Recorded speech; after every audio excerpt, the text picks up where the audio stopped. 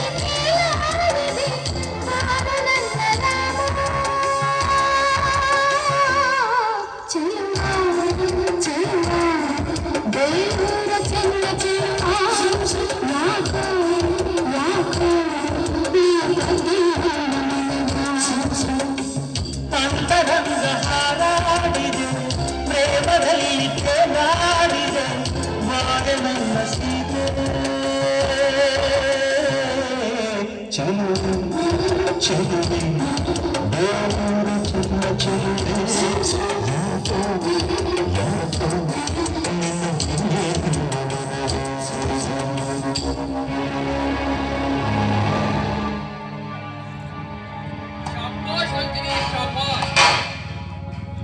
ನನ್ನ ತಮ್ಮನಿಗೆ ತಕ್ಕ ಕನ್ಯಾಮಣಿ ಎಂದರೆ ನೀನೇ. ಹೇಗೆ ನಡೀತಾ ಇದೆ ನಾಟಕ? ಹಾಗಂತ ಮೊದಲು ಅವನ ತಲೆ ಕೆಡಿಸಿ ಆದಷ್ಟು ಬೇಗ ಶಾಂತಿಯನ್ನು ಮನೆಯಿಂದ ಹೊರಗೆ ಬರುವಂತೆ ಮಾಡಿ ಆ ರಾಮ ನನ್ನ ಕಾಲು ಹಿಡಿಬೇಕು. ಆ ಸಮಯ ದೂರ ಇಲ್ಲ, ಈಗಲೇ ಬರುವಂತೆ ಮಾಡಿದ್ದೇನೆ. ಬೇಗ ಹಣಕ್ಕಾಗಿ ಕೊಟ್ಟು ಕಳಿಸ್ಬಿಡಿ. ನಿಜವಾಗಲು ಆ ರಾಮ ನನ್ನಲ್ಲಿ ಹಣಕ್ಕಾಗಿ ಬರುವನೇ? ಹಣಕ್ಕಾಗಿ ಬಂದಲ್ಲೇ ಕ್ಷಣದಲ್ಲೇ ಕೇಳುತ್ತೇನೆ. ನಾ ಬರ್ತೀನಿ. ಆಗಲ್ಲ ಗುಮ್ಮಸ್ತ್ರಿ, ಆ ಸುಂದರನಿಗೆ ಸಪೋರ್ಟ್ ಆಗಿ ನಮ್ಮೊಂದಿಗೆ ಪೈಪೋಟಿ ನಿಲ್ಲಿಸಿದ ಆ ಬೀರನ ಹಣ ಮೊದಲು ಬೀಳಬೇಕು.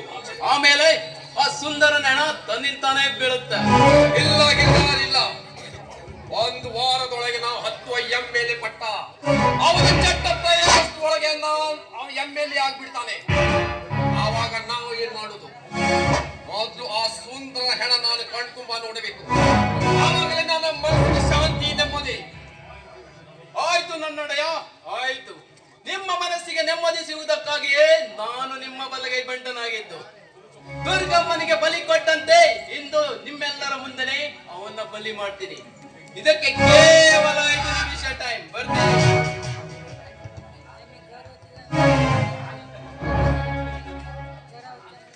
ಆ ನಂತರ ಯಾಕೆ ನನ್ನ ಹುಡುಗಟ್ಟು ನನ್ನ ಮಕ್ಕಳು ಅಂತೀನಿ?